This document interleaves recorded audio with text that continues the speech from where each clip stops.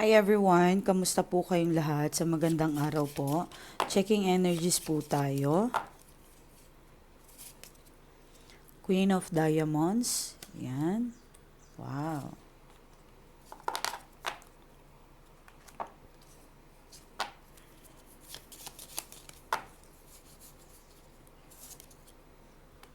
King of Spade. Galit. Galit, hindi makapag-isip ng maayos. Pwedeng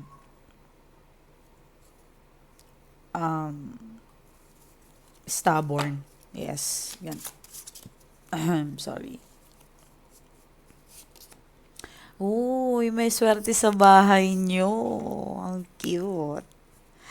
Wow. Eight of Diamonds. Okay. Kahit ganyan siya, swerte pa rin sa pera, no? Um, may gastos, may papasok. Okay? That's the meaning of infinity. Okay.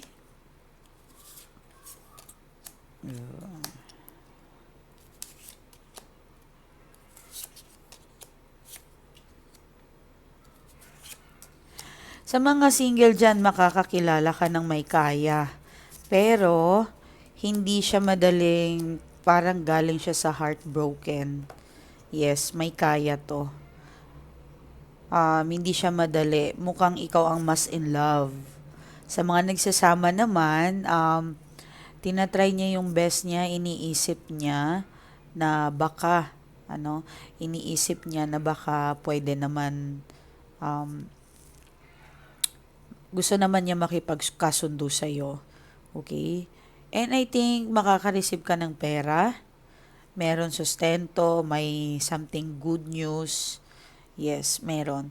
And sa mga single naman, doon sa sinabi ko may mga makikilala ka talaga. And in love talaga itong person na to. Sa mga nagsasama, nabanggit ko na ha, ano pa. Sa mga hiwalay. Okay, sa mga hiwalay. Yeah, mga hiwalay po ay parang kasal sila. Kasal sila pero magkalayo. Pwedeng hindi sila kasal, sila pa rin, may anak, hiwalay nga lang. Yes. Same with the single, yung energy. Okay? Meron daw magkakagusto sa'yo. Pero, like I said, hindi siya,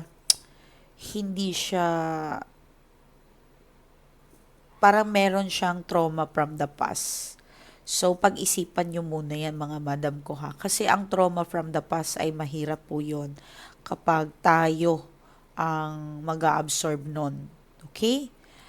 Anyway, mga mahal ko, gusto ko lang itama yung mga sinasabi ko sa inyo na magbigay kayo ng tulong. Kasi meron palang hindi naintindihan at mali ang pananaw at pangunawa. Siguro may mali din sa side ko niyo sa explanation ko. Para sa akin, walang face ang Panginoon kung sino ang bibigyan natin ng tulong. Hindi siya, walang ibig ko sabihin, walang muka, hindi pumipili ang Panginoon kung sino man ang gusto nating tulungan. Dahil ang Panginoon, hindi rin naman siyang pumipili kung sino ang ibibless mo. Okay. Katulad ng Bessie, si Bessie si Bessie ko na sa Amerika, sabi niya, meron daw siyang binigyang tulong, pero ang gusto no, ex-boyfriend niya pala. Yes, kwento niya sa akin, yung ex-boyfriend niya, meron daw binigyan tulong na beggar. Rineject daw yung pagkain. Gusto daw ay pera. Yun po yung mga hindi po dapat binibigyan. Okay, bakit? 'Di ba sabi ko sa inyo, wag na wag kayong pumili. Mahirap man o beggar or sino man yan, construction, pulube o ano man yan, wag na wag kayong pumili. Maliban na lang sa isa, kapag rineject ang binigay po sa inyo, I mean, binigay ninyo. Kapag rineject ang binigay ninyo. Okay, katulad ng ex ng besi ko. Nagbigay siya ng pagkain, ayaw. Pera ang gusto. Okay?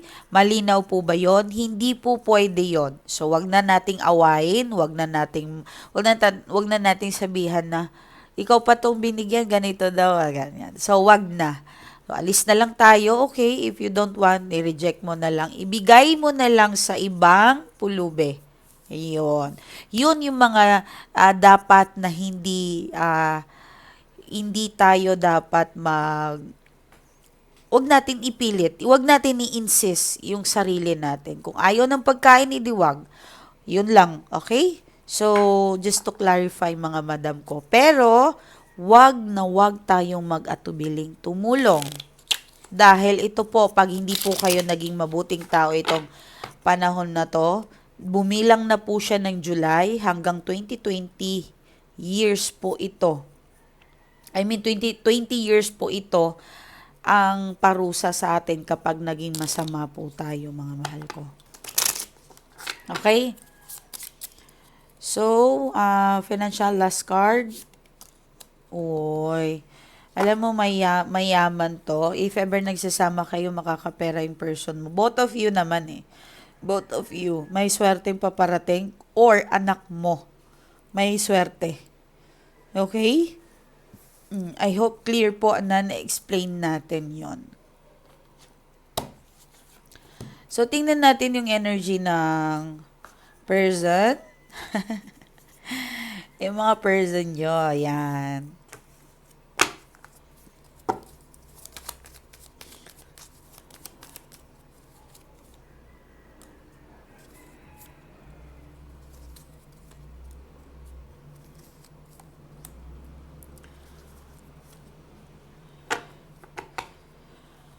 Four of Swords, Six of Cups, Page of Cups, and the Word, and Eight of Wands. Okay. Hindi ko alam kung anong ginawa mo, pero bakit nag-overthink yung person mo na to? Yes, baka meron kang salita na binitawan na pwede siyang mabothered. Ayan. Okay? Meron kasi dito na parang pilya, makulit yung energy. Baka pwedeng nakikipag-date ka, nagselos to. Okay? Or, baka there's something, meron kang tinatago. Oo. Pwede kasing kasal ka pa, and then hiwalay kayo legally. Siyempre, mahirap mag-annul or mag-divorce. But you have something dinidate, tinatago.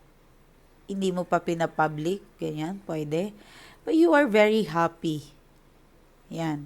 So, pagdating naman sa person mo, sobrang bothered niya, hindi siya makapag-isip. Bakit parang ang ganda-ganda mo? Ba't parang ang saya-saya mo? Nakikirious tuloy siya sa'yo, ano? Okay.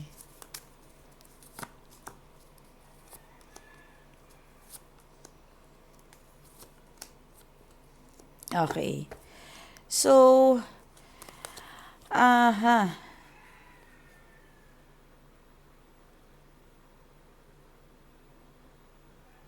Wow. Hindi ko alam kung may kalaban ka. Kung third party ka ba o first wife, o ikaw bang asawa, ikaw bang karelasyon, or ikaw yung past.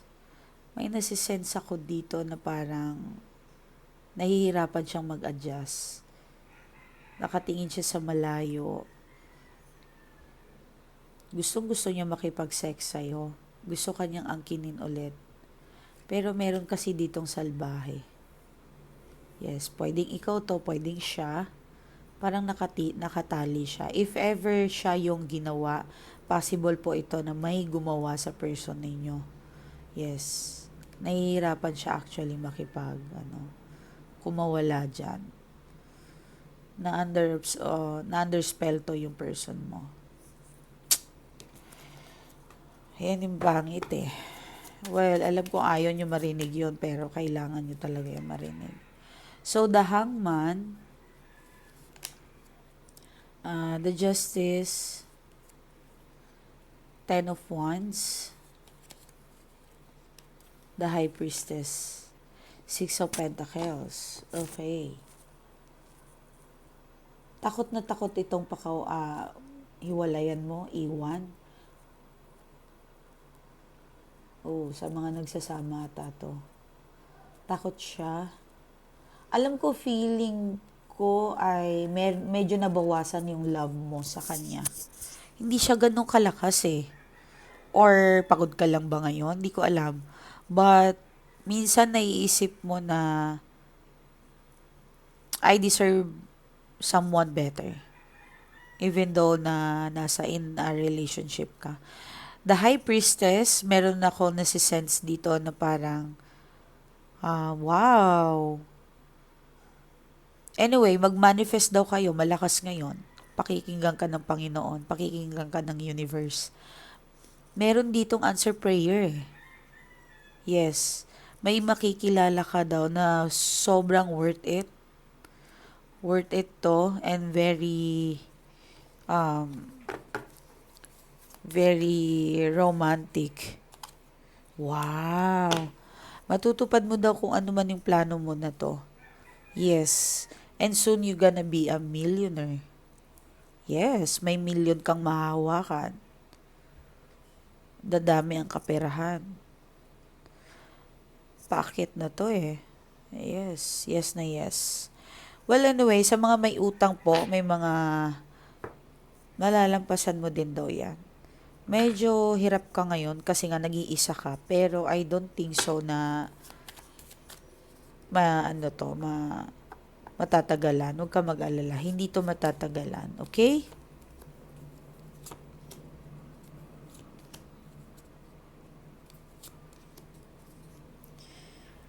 So,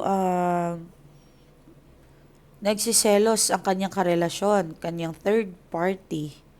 Okay. Hindi ko alam kung nahalata niya ba na yung person mo, iniisip ka pa rin. Ayun no, iniisip ka niya pa rin. Hindi siya maka-move forward or sa tuwing nag-iisa siya, medyo naiisip ka niya talaga. Pwede kasing may anak kayo, bakit hindi maka-move on itong tao na to sa'yo? Pwede naman, there's something pwedeng ari-arihan, pwedeng meron pang nag-hold back sa kanya kung bakit hindi pa siya makawala. And of course, syempre, pagdating sa mga sex, yan, ibang-ibang alindog mo, iba yung galing mo pagdating sa sex.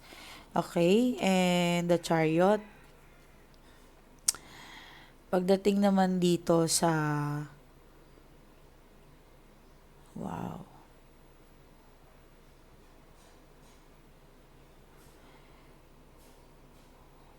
Pagdating ng December, there's something energy papunta sa'yo. Yun ang plano niya eh. Pwedeng itong October, November, December, may magbabalikan. Pwedeng makikipag-sex ka sa kanya. Yes, pwedeng ganun. Nasa sa inyo na po yan kasi gusto niya makipag-sex sa'yo. Ayan. Nakastalk siya sa'yo, nakatingin. And sad to say, may mga nakabantay po sa inyong dalawa. Pwedeng na-spell yung person mo, pinapakialaman kayo. Pero ang positive side naman po ito ay like I said, meron manifestations, matutupad yung mga pangarap ninyo. Kumbaga, isipin nyo na lang parang si universe yan, binibigay sa atin ang mga dapat nating kailangan, kung ano man yung wini-wish natin. Parang wish granted talaga. Okay? So, na-bothered ako doon sa third party.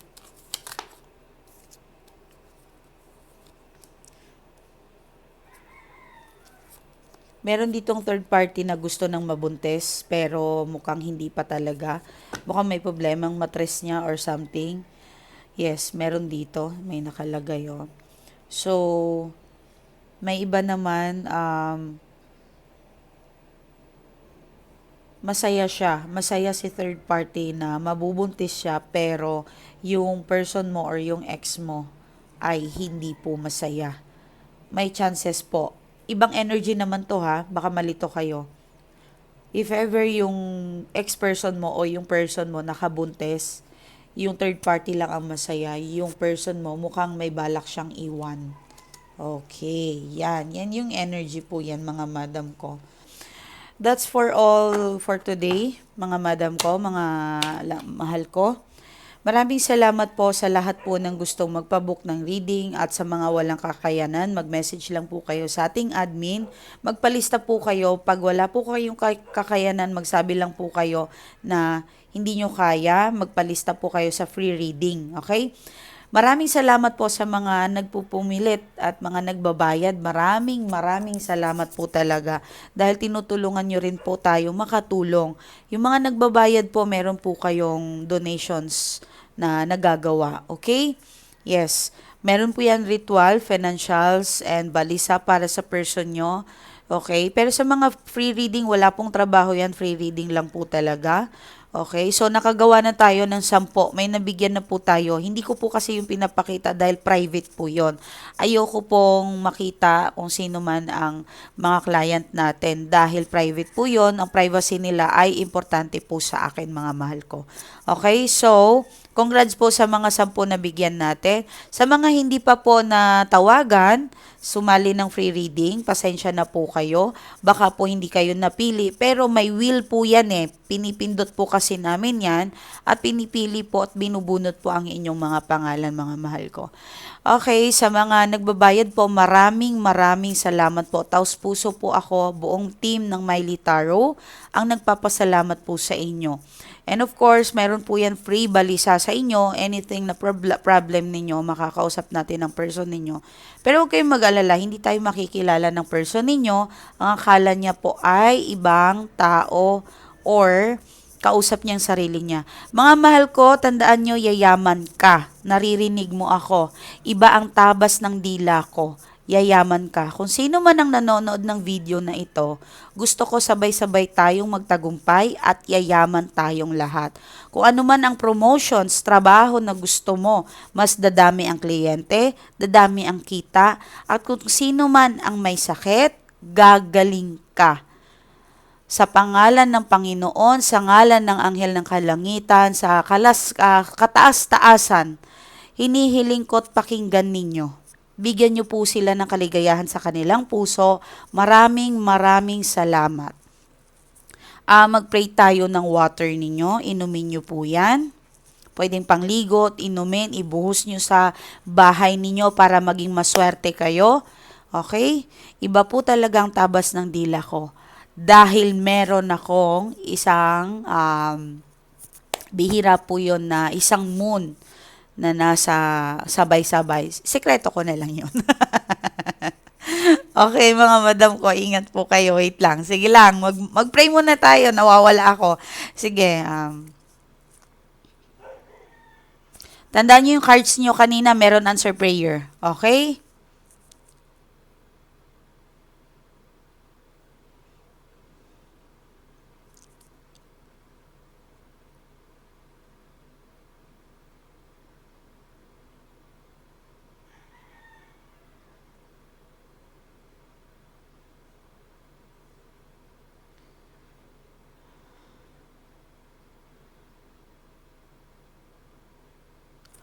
Amin. Masya Allah. Ang dami kong nakita habang nagpipray ako.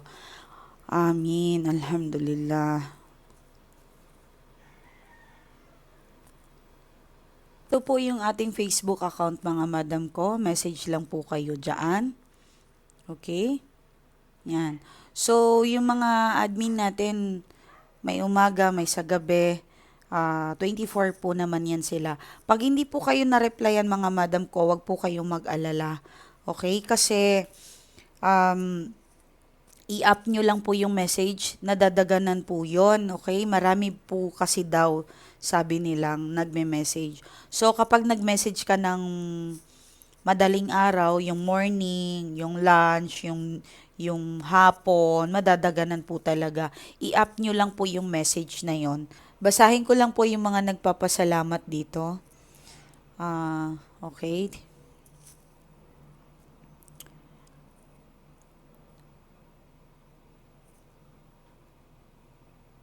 Ma'am, nag-reach out na po ang aking person at mukhang binibigay niya sa akin ngayon ng mga oras niya.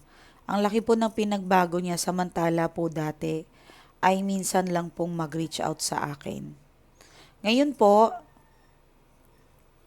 madalang po ang pagpaparamdam niya at nararamdaman ko po ma'am parang gusto po makipagbalikan na sa akin. Natatawa nga po ako dahil alam ko po kagagawan mo yon. Maraming salamat ma'am. I love you and ingat po kayo ma'am. Okay. Okay. Marami pa. So, pasensya na kung hindi ko po ito mababasa lahat ha. Ingat po kayo. I love you.